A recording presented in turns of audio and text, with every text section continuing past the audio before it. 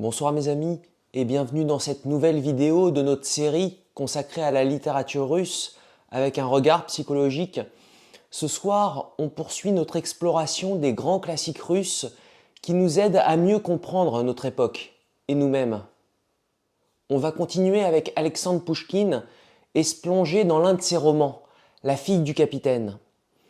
Un roman à la fois historique et psychologique qui mêle récit d'apprentissage, je veux dire un cheminement intérieur, mais aussi dilemmes moraux, trahison, désillusion et bien d'autres choses encore.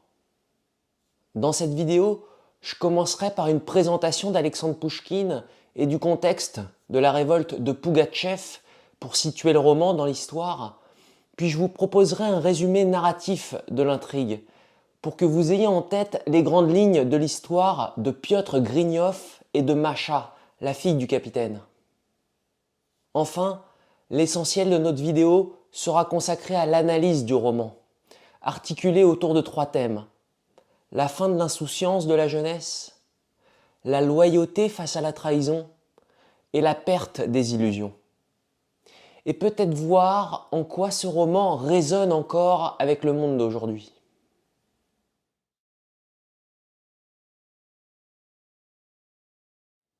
Alexandre Pouchkine est né en 1799 à Moscou et meurt en 1837 à Saint-Pétersbourg. Pouchkine est un des plus grands auteurs russes du XIXe siècle, souvent considéré comme le père de la littérature russe moderne. La fille du capitaine, publié en 1836, est l'un de ses derniers ouvrages en prose et est aujourd'hui reconnu comme un chef-d'œuvre fondateur de la littérature russe. Pour écrire ce roman, Pouchkine s'est inspiré de faits réels et s'est documenté avec soin. En effet, le récit se déroule pendant la révolte de Pougatchev en 1773 et 1774. Un soulèvement de Cosaques et de paysans contre l'Empire russe, sous le règne de l'impératrice Catherine II. Cette révolte, menée par Emelian Pougatchev, a profondément ébranlé la Russie profonde. Je veux dire par là qu'elle a touché une grande partie du sud de l'Empire, avec des violences importantes, notamment contre les nobles et contre les représentants du pouvoir impérial. Pouchkine, passionné d'histoire, a étudié les archives de cet épisode tumultueux et en a tiré la matière de son roman. Le contexte historique est donc bien réel. Une vaste étendue de steppes enneigées, des petits forts isolés aux confins de l'Empire, et la tension constante entre une autorité impériale lointaine et des populations accablées par les inégalités.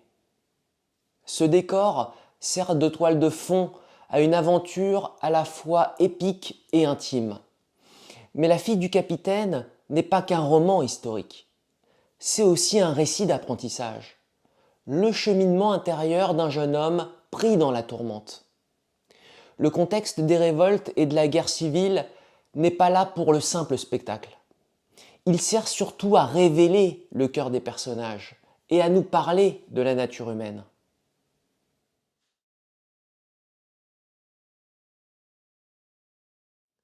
L'histoire s'ouvre sur Piotr Grignov, un jeune noble de 17 ans, encore insouciant et gâté par une vie confortable. Son père, homme d'honneur et de devoir, décide de le confronter au réel. Il l'envoie faire son service, non pas à la cour, mais dans un petit fort, perdu au sud de l'Oural, et loin de tout, le fort de Belogorsk. Sur la route, Piotr traverse sa première épreuve. Pris dans une tempête de neige, il est secouru par un inconnu, un homme du peuple. Pour le remercier, il lui offre sa pélice.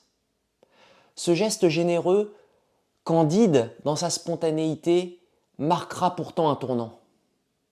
Au fort, Piotr découvre une vie simple et rude, mais aussi des visages attachants. Il y rencontre Masha, la fille du capitaine Mironov. Une jeune femme discrète, douce, mais forte dans le tempérament. Je veux dire d'une grande fermeté morale. D'ailleurs, sa dignité dans l'adversité est l'un des traits marquants du récit. Piotr tombe amoureux d'elle. Mais cette parenthèse heureuse est vite troublée. Jvabrine, un officier jaloux et vexé que Macha le rejette, le provoque en duel. Piotr accepte. Il est blessé. C'est son premier vrai choc. Une première confrontation à la violence, à la bêtise, à lui-même aussi. Je veux dire par là que, dans ce duel, Piotr réalise que ses élans d'honneur et sa fougue de jeunesse peuvent le conduire à des décisions irréfléchies, presque fatales. Il découvre, dans la douleur, que le courage, sans maturité ni lucidité, peut devenir une forme d'aveuglement. Et que ses choix engagent désormais sa vie, son existence, pas seulement son image ou sa fierté. Son insouciance commence à vaciller. Peu après, la guerre éclate. Une révolte paysanne menée par Emelian Pougatchev secoue la région, revenu pour libérer le peuple. Son armée s'approche. Le capitaine Mironov refuse de trahir l'Empire. Le fort est attaqué. Mironov est exécuté. Sa femme aussi. Piotr, témoin impuissant, voit l'ordre s'effondrer. Il découvre la cruauté nue. Il découvre le monde réel où la loyauté peut mener à la mort. Piotr est capturé, mais face à Pougatchev, coup de théâtre. Le rebelle reconnaît en lui le jeune homme qui lui avait donné sa pelisse. Par gratitude, il l'épargne et lui propose même de passer dans son camp. C'est le premier grand dilemme moral de Piotr. Sauver sa vie au prix de sa fidélité. Il refuse. Et il refuse par loyauté. Pougatchev, admirant ce courage, le relâche. Mais Piotr n'est plus le même. L'illusion d'un monde simple et manichéen, je veux dire d'un monde où le bien est clairement séparé du mal, s'est fissuré. Pendant ce temps, Jvabrine s'est rallié aux rebelles pour sauver sa peau, après la prise du fort de Belogorsk. Jvabrine retient Macha prisonnière et tente de la contraindre à l'épouser, profitant du chaos et de sa position de pouvoir. Piotr, désespéré, demande de l'aide aux autorités impériales. Elle refuse. Alors, une fois encore, il prend sur lui de braver le danger.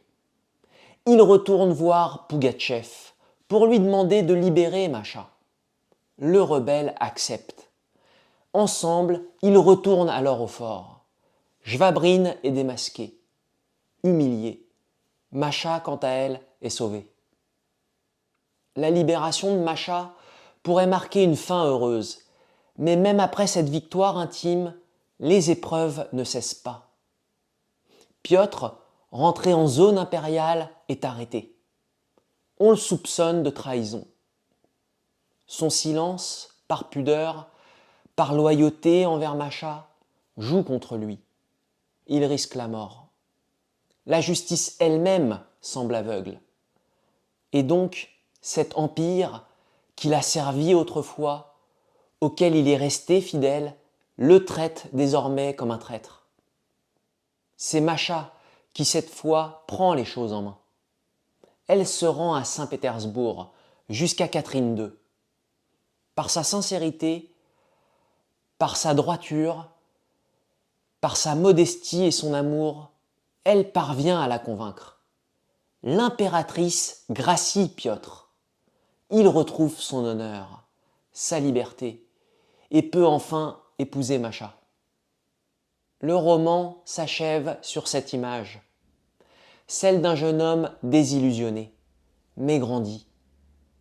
Il a traversé l'amour, la guerre, la trahison, la loyauté. Et surtout, il a quitté l'innocence confortable de l'enfance. Désormais, il voit le monde dans toute sa complexité et c'est en l'acceptant tel qu'il est qu'il devient un homme.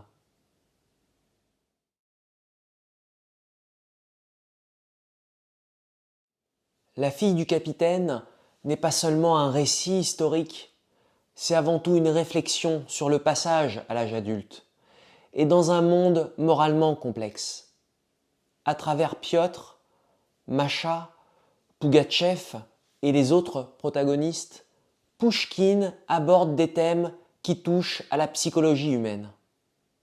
Nous allons maintenant examiner ce roman sur 3 grands axes. La fin de l'insouciance de la jeunesse, la loyauté et la trahison en temps de crise, et la perte des illusions face au réel et à la réalité du monde adulte. Et peut-être même que nous pourrons voir comment ces éléments, bien que tirés du XVIIIe siècle, font écho à des situations qu'on peut encore rencontrer de nos jours.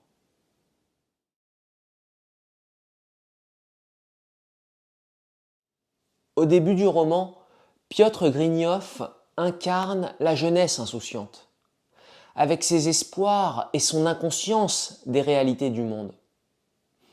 Pouchkine nous le présente comme un adolescent encore à moitié enfant, choyé par sa famille et peu préparé aux responsabilités. Il rêve de plaisir et d'aventures légères, sans mesurer la gravité de ce qui l'attend. Cette phase initiale du récit dépeint une certaine naïveté et même l'égocentrisme normal de l'âge tendre. Par exemple, Piotr quitte la maison avec un mélange d'excitation et d'insouciance. On le voit faire des erreurs de jeunesse, comme boire et jouer au billard en route avec un officier rencontré par hasard, ce qui lui coûte de l'argent et une réprimande paternelle. Il ne se doute pas que la vie va rapidement le rattraper. L'insouciance de Piotr se heurte d'abord à des obstacles modérés, puis à des chocs de plus en plus rudes. Le duel avec Jvabrin est une première confrontation sérieuse et conséquence de ses actes. Pour la première fois, Piotr risque la mort pour une affaire d'honneur, et c'est sa propre audace juvénile qui l'y a amené. Blessé, il prend conscience que la violence et la souffrance ne sont pas que des jeux héroïques, mais quelque chose de bien réel. Ce duel marque symboliquement la fin de son enfance dorée. Je veux dire une enfance privilégiée et protégée. Une enfance où les épreuves étaient absentes. La guerre, ensuite, finit de le propulser dans le monde adulte. Quand le fort est attaqué et que Piotr assiste à la mort atroce de ses camarades et mentors, il perd à jamais le voile d'innocence qui recouvrait son regard. En l'espace de quelques jours, il voit la cruauté humaine de près, l'injustice et le chaos semé par la rébellion. L'horreur du massacre, la perte de personnes qui lui étaient chères, je pense au Mironov, qu'il considérait presque comme ses seconds parents, tout ça brise l'image simple et rassurante qu'il pouvait avoir du monde. Piotr découvre que ce monde est complexe, ambivalent et tragique.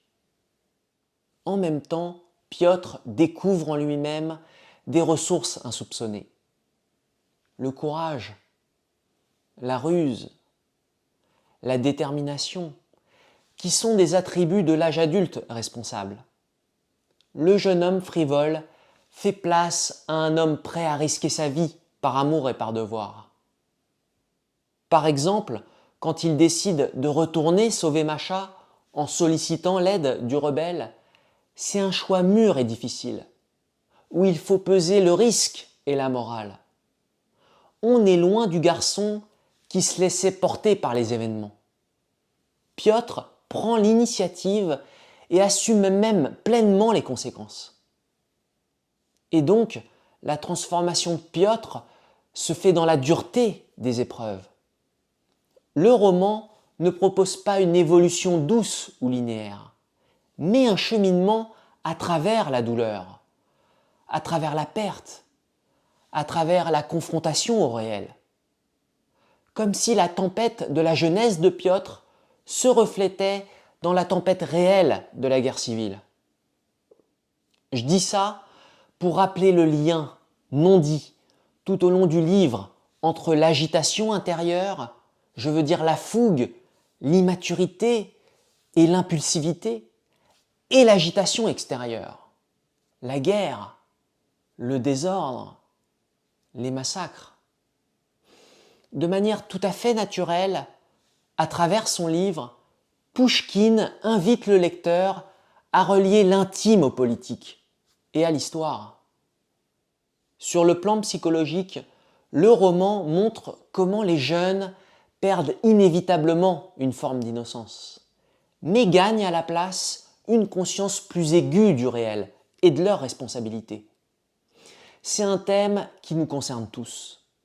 Chacun de nous, en grandissant, traverse des moments où la vie nous force à ouvrir les yeux, et parfois brutalement.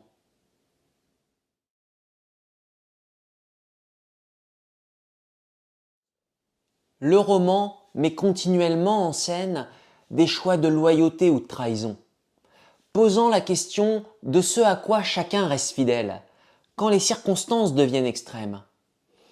Dans le contexte d'une guerre civile, ces dilemmes prennent une incertitude particulière. Faut-il rester loyal à ses serments, à sa patrie, à sa conscience personnelle? Et jusqu'où peut-on aller pour survivre sans se trahir soi-même? Piotr Grignov représente la fidélité inébranlable à ses valeurs. Très tôt, son père lui avait donné comme conseil de toujours préserver son honneur et de rester loyal, un précepte qu'il suit à la lettre. Cette loyauté de Piotr se manifeste de plusieurs manières. Il est loyal envers l'Empire et l'impératrice, face à Pougatchev, alors qu'il aurait pu, par opportunisme, embrasser la cause rebelle et se sauver, il refuse de renier son allégeance. C'est un choix moral fort, car il sait qu'il joue sa vie sur cette décision. Piotr est également loyal en amitié et en amour. Il ne trahit jamais Masha. Il ne trahit pas la confiance du capitaine Mironov, qu'il avait accueilli comme un fils. Et il reste reconnaissant envers Pougatchev pour ses bontés, sans pour autant confondre cette gratitude avec une obligation de changer de camp. Son éthique personnelle lui interdit la trahison, même si ça doit lui coûter la vie. En face de lui, Jvabrin incarne le côté sombre de la trahison par intérêt personnel. Jaloux et sans scrupules, il n'hésite pas à retourner sa veste pour sauver sa peau. Quand les rebelles envahissent le fort, Jvabrin choisit immédiatement de se soumettre à Pougatchev, alors même qu'il a servi sous le drapeau impérial. Aux yeux de Piotr, et même aux yeux du lecteur, ce geste apparaît comme une lâcheté absolue. Jvabrin ne trahit pas seulement l'Empire, il renie aussi toute forme d'honneur personnel. Il ment, il manipule, il s'acharne sur Masha, et il salit Piotr par pure rancune. Jvabrin symbolise l'orgueil, mais surtout l'égoïsme et la corruption morale qui peuvent ressortir chez certains individus en temps de chaos. Son unique boussole devient son intérêt propre. Il est prêt à sacrifier les autres, même ses propres principes, du moment que lui s'en sort. Contrairement à Jvabrin, le capitaine Mironov et sa femme font preuve d'une loyauté exemplaire envers leurs devoirs et leurs valeurs. Ils défendent le fort jusqu'au bout et préfèrent mourir que de trahir leur souveraine. Leur sort tragique montre que la loyauté peut mener au sacrifice ultime dans un monde cruel. Mais leur héroïsme n'est pas vain sur le plan moral. Il sert de modèle à Piotr et à Masha, qui honorent leur mémoire en restant dignes. En lisant ce roman, on peut sentir que la frontière entre loyauté et trahison est parfois floue dans le contexte d'une guerre civile. Quand deux autorités s'affrontent, Qui est le traître? Qui est le loyal? Est-ce que c'est le cosaque insurgé, fidèle à son peuple, mais traître aux yeux de l'impératrice? Ou bien le soldat, fidèle à l'impératrice, mais traître aux yeux des opprimés? Le roman, même s'il ne prend pas parti ouvertement, suggère que la morale en temps de révolte est relative au camp dans lequel on se trouve.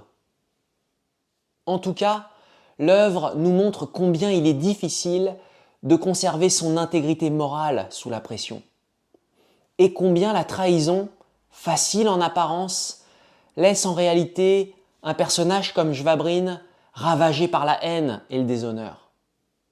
En fin de compte, la loyauté de Piotr est récompensée, tandis que la trahison de Shvabrine le laisse isolé et méprisé. Il y a quand même une morale. Malgré les épreuves, rester fidèle à ce qu'on aime et à ce en quoi on croit donne un sens à nos actes et renforce le respect de soi. Alors que la trahison, même si elle sauve un temps, finit très souvent par tourmenter l'âme.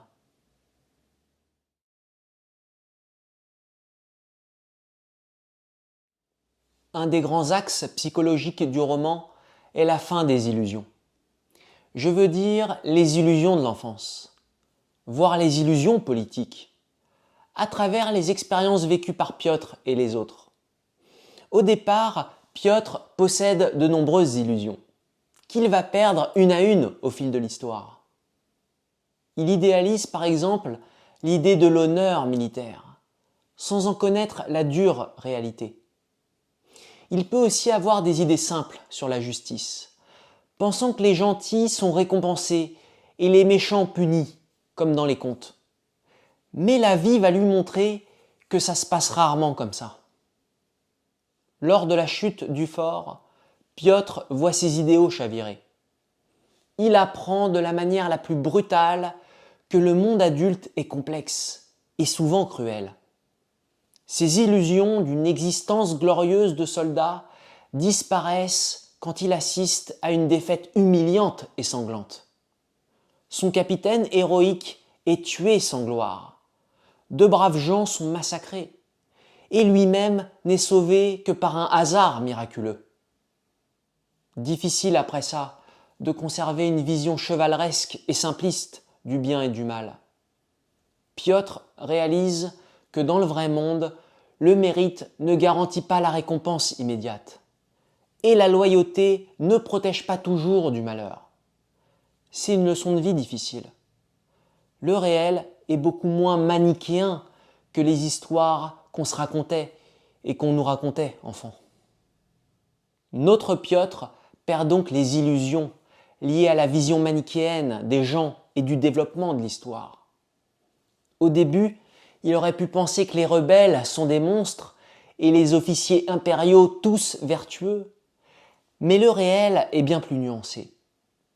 Il découvre de la bonté chez un homme comme Pougatchev, supposé être le méchant de l'histoire, alors même qu'il découvre de la perfidie dans son propre camp. Et là, je pense à Shvabrine. Cette inversion des rôles brouille les frontières nettes qu'il pouvait imaginer entre le bien et le mal. Le monde adulte, nous dit Pouchkine, est ambigu. Un même individu peut être généreux un jour et cruel le lendemain. Un ennemi peut se comporter en allié dans un contexte donné et inversement dans un autre. Piotr apprend ainsi à porter un regard plus nuancé sur les autres, à ne plus juger uniquement sur l'étiquette ou sur une dichotomie stérile, ami ou ennemi, mais sur les circonstances et sur les actes concrets.